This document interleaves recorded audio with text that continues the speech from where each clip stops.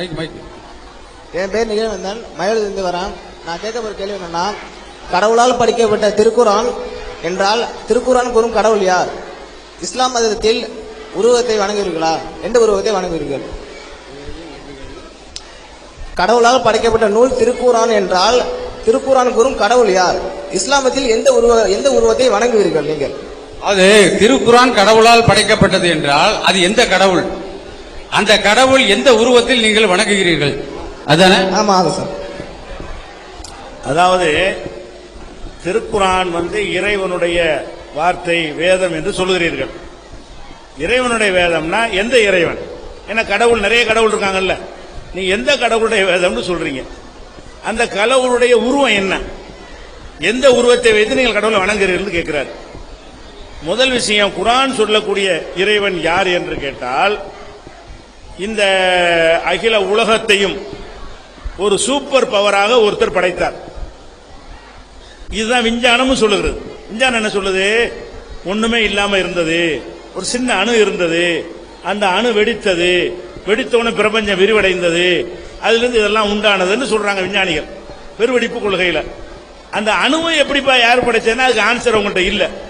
ஏதோ ஒரு படைப்பாற்றல் உள்ளவனை கொண்டுதான் அது உருவாகி இருக்க வேண்டும் என்று விஞ்ஞானிகள் என்ன செய்யறாங்க? கடவுளின் துகள்ன்றது பேர் வச்சிருக்கிறாங்க. அப்ப அந்த மாதிரியான ஒரு அடிப்படையில் ஒரு அண்ட சராசரங்களை ஒண்ணுமில்லாதிருந்து படைத்த ஒரு இறைவன் இருக்கிறான் என்று நாங்க நம்புறோம். அந்த இறைவனுக்கு உருவம் என்ன அப்படின்னு கேட்கறீங்க. சிந்தித்து நாங்கள் இறைவனை விளங்குறமே தவிர பார்த்துட்டு விளங்கல. பார்த்துட்டு விளங்குனா உருவத்தை சொல்ல முடியும். ஒரு உருவம் எப்படி சொல்ல? இந்த மைக் இருக்குன்னு வைங்களேன், இந்த மைக்கை பாக்குறீங்க, இத கண்டிப்பா எவனோ ஒருத்தன் தயார் பண்ணியிருப்பான் அப்படின்னு தெரியுது. எவனோ ஒருத்தன் தயார் பண்ணியிருக்கான்னு ஒரு கற்பனை வடிவம் தான் சொல்ல முடியுமே தவிர அவனை வரைஞ்சு காட்டுன்னா அது எனக்கு தெரியாது. ஆனா கண்டிப்பா எவனோ படிச்சிருப்பான்.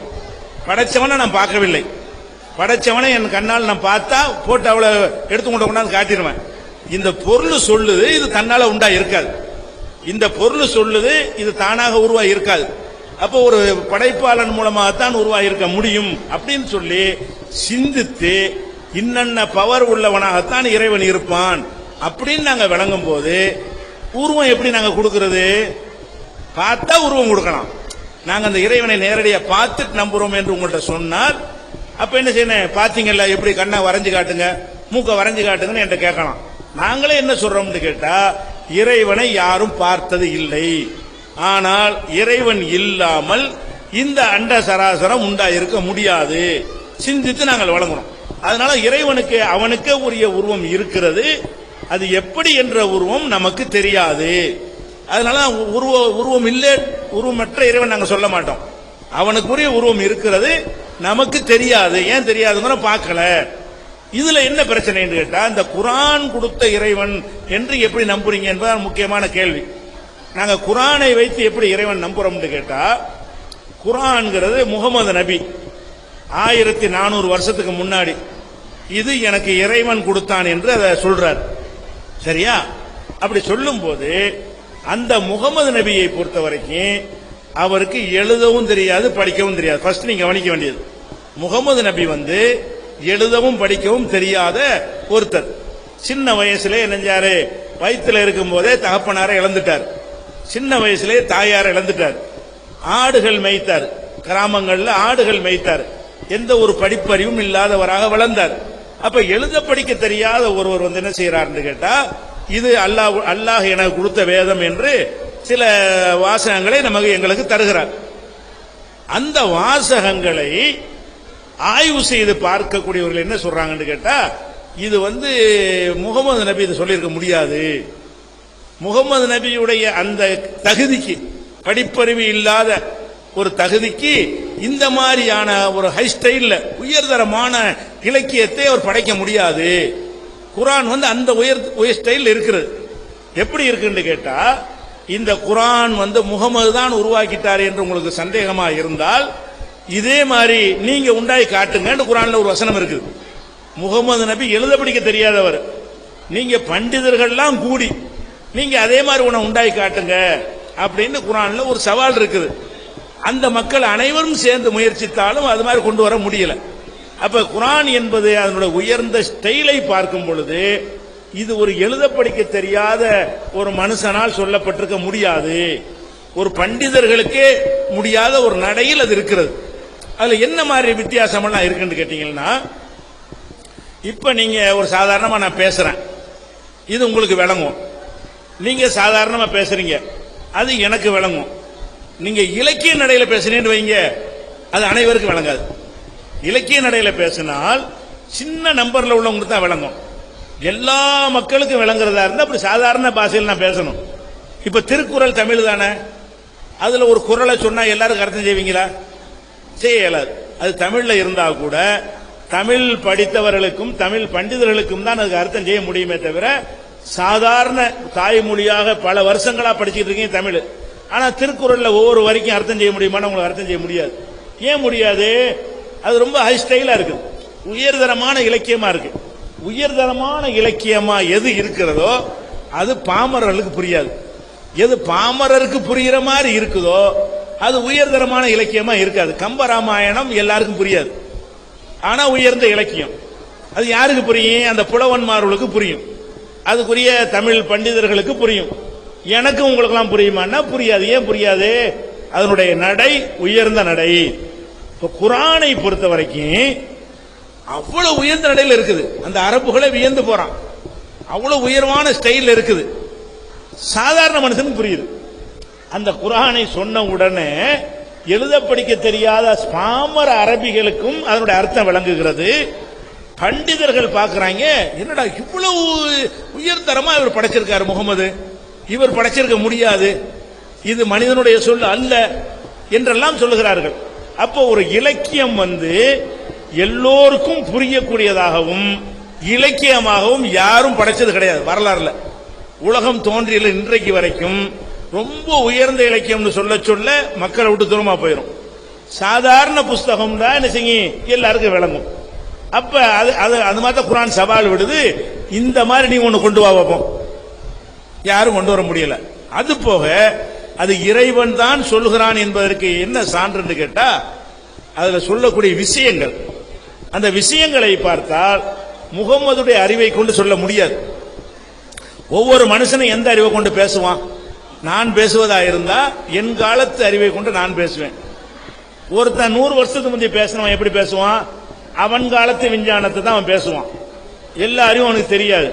இப்ப உதாரணத்துக்கு சொல்வதா இருந்தா, நம்ம திருக்குறள் வள்ளுவர் இருக்கார்ல, வள்ளுவருடைய காலத்துல சந்திர கிரகணம் ஏற்படும்ல, அதுக்கு ஒரு நம்பிக்கை வச்சிருந்தாங்க. என்ன நம்பிக்கை? ஒரு பாம்பு சந்திரனை முழுங்குது, அதனால சந்திர கிரகணம் ஏற்படுது. அந்த காலத்துல பாட்டிமாரெல்லாம் எங்களுக்கு அப்படி சொல்லி தந்திருக்கிறாங்க. அதாவது சந்திரனை என்ன செய்யுது, பாம்பு கிராணம் தீண்டுதும்பாங்க. சந்திரனை பாம்பு விழுங்குது, அதனால் கிரகணம் ஏற்படுது என்று சொல்லி 2000 வருஷத்துக்கு முந்தி மக்கள் நம்பி இருந்தாங்க. அந்த நம்பிக்கை எப்படிதான் வள்ளுவரை எழுத முடியுது. வள்ளுவர் எழுத என்ன செய்தாது? கண்டது மண்ணும் ஒரு நாள் அலர் மண்ணும் திங்களை பாம்பு கொண்டற்று. அதாவது காதலன் காதலையும் அரிதா சந்திக்கிறாங்களாம், கிரகணம் ஏற்படுற மாதிரி சந்திக்கிறாங்கன்னு சொல்லும் போது அந்த கிரகணத்துக்கு அவர் பயன்படுத்துற வார்த்தை என்னன்னு கேட்டா, திங்களை பாம்பு கொண்டற்று. திங்கள்னா சந்திரன், சந்திரனை பாம்பு விழுங்குவது போல அப்படின்னு உதாரணம் காட்டுறாரு. ஏன் அப்படி சொன்னாரு? அப்படிதான் அந்த காலத்து மக்கள் நம்புனாங்க. அந்த காலத்துல நான் வாழ்ந்தா நான் அப்படிதான் சொல்லியிருப்பேன், நீங்க வாழ்ந்தா நீங்கள் அப்படிதான் சொல்லியிருப்பீங்க. அவர் காலத்துல எப்படி நம்பி இருந்தாங்களோ அது மாதிரி தான் அவர் ஏற்ற முடியும். அப்ப முகமது நபி பேசினதா இருந்தா இந்த மாதிரி தான் பேசியிருக்க முடியும். எந்த மாதிரி? அந்த காலத்து அறிவை கொண்டு பேசியிருக்க முடியும். ஆனா குர்ஆன் எடுத்து பாத்தீங்கன்னா, இந்த பூமி சுத்துதுன்னு குர்ஆன் சொல்லுது. சுத்துறதை எப்ப கண்டுபிடிச்சான்? எல்லா கோள்களும் சுழலுகிறது. சூரியன் அப்படி ரொட்டி மாதிரி இருக்கு நினைச்சிட்டு இருந்தாங்க. எல்லா கோள்களும் சுழல்கிறது என்று குர்ஆன்ல இருக்குது. இது முகமதுக்கு சொல்ல முடியாது. சூரியன் ஓடிக்கொண்டே இருக்கிறது சொல்லி குர்ஆன்ல இருக்குது. அது இப்பதான் கண்டுபிடிச்சிருக்கிறான். முன்னாடி எல்லாம் அதை கண்டுபிடிக்கல. சூரியன் என்ன செய்யுது? வினாடிக்கு லட்சக்கணக்கான மைல் வேகத்துல இப்போ ஓடிக்கிட்டே தான் இருக்குது. ஓடிக்கொண்டு பூமியை இழுத்துக்கொண்டு ஓடிக்கொண்டே இருக்கிறது. பூமி அதை தன்னைத்தானே சுத்தி கொண்டு சூரியனை சுத்தி கொண்டு அதுக்கு பின்னாடி ஓடிக்கொண்டே இருக்கிறது. ஒரு செகண்ட்ல நம்ம 30-40 லட்சம் கிலோமீட்டர் போயிருவோம். சூரியன் அவ்வளவு ஓடி போயிடுது. அப்ப இந்த பிரபஞ்சம் விரிவடைந்து கொண்டே போகிறது என்று இப்ப கண்டுபிடிச்சு சொல்றான். குர்ஆன்ல டிட்டு அப்படியே இருக்கு. வஷம்சு தஜ்ரி, சூரியன் ஓடிக்கொண்டே இருக்கிறது. இது படைச்சவனுக்கு தான் அன்னைக்கு சொல்ல முடியும். இன்னைக்கு வேண்டாம் விஞ்ஞானிகள் சொல்லலாம். 1400 வருஷத்துக்கு முன்னாடி சூரியன் ஓடுதுன்னு ஒருத்தர் சொல்ல முடியுமா? முடியாது. முகமது நபி சொல்றாரு. அப்ப இந்த மெசேஜ் எல்லாம் வச்சு பார்த்தோம்னு சொன்னா இது முகமது நபி சொன்னதாக இல்லை. இன்னும் சொல்ல போனா விண்வெளி போறோம், விண்வெளி பயணம் விண்வெளி போறத பத்தியா கற்பனை முடியுமா? முகமது நபி காலத்துல விண்வெளி பயணம் சாத்தியம் அப்படின்னு குர்ஆன்ல சொல்லு. நீங்கள் போக முடியும், போனால் உங்கள் உள்ளமெல்லாம் இறுகிவிடும். அந்த அப்படி மேல போக உள்ள இறுகிறதுங்கிறான் பாருங்க, உள்ள இரிட்டேஷன் ஏற்பட்டு விடும். நீங்கள் விண்வெளி பயணம் செல்லலாம், அதற்குரிய சாதனங்களை உருவாக்கி கொண்டு செல்லலாம் குர்ஆன்ல இருக்கு. இது எப்படி முகமது சொல்ல முடியும்? மேல பறக்க முடியுமா என்பது ரைட் சகோதரர்கள் அவன் என்னென்ன முயற்சி பண்ணி பார்த்த பிறகுதான் உலகத்துக்கு தெரிய வந்துச்சு. அப்ப ரைட் சகோதரருக்கு முன்னாடி அவர் என்ன முகமது நபியுடைய அவர் வழங்கின குர்ஆன்ல இருக்கிறது விண்வெளி பயணம் நீங்க போக முடியும். சரி, விண்வெளி பயணம் போயிடுறோம். பூமிக்குள்ளே போக முடியுமான்னா இப்பதான் கண்டுபிடிச்சிருக்கான். பூமிக்கு கீழே நீங்கள் 2-3 கிலோமீட்டருக்கு மேல போக முடியாது. இன்னைக்கு வரைக்கும் மேல நீ செவ்வாய்க்கு வரைக்கும் 66 கோடி கிலோமீட்டர் உள்ள செவ்வாய்க்கு வரைக்கும் மங்கள்யானை விட்டுவிட்டோம். அவ்வளவு தூரத்துக்கு போக முடிந்த நம்மளால பூமி கீழே போக முடியுமா? முடியாது. ஒரு மலை உயரம் அளவுக்கு உன்னால் பூமிக்கு கீழே போக முடியாதுன்னு குர்ஆன்ல வசனம் இருக்குது. ஒரு மலையின் உயரம் ஒரு 5-6 கிலோமீட்டர், அந்த அளவுக்கு பூமி கீழே போக முடியுமானா முடியாது. ஏன்? கீழே போக போக புவியுடைய ஈர்ப்பு சக்தி அதிகமாகும், அழுத்தம் அதிகமாகும், அடர்த்தி அதிகமாகும்.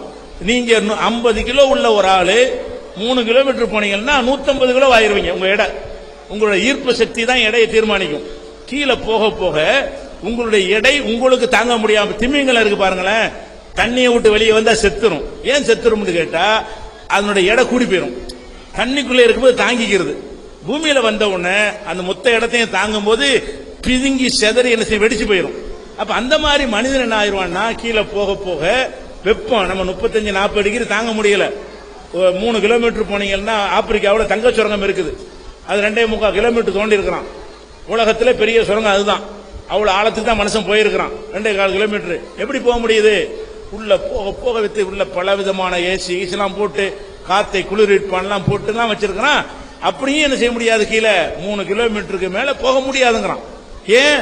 60-70 டிகிரி வெப்பம், மனுஷன் அப்படி கருவாடா போயிருவான் கீழே போக போக, அழுத்தமும் கூட. அப்படிலாம் இதை குர்ஆன் இப்படியே சொல்லுதுங்க.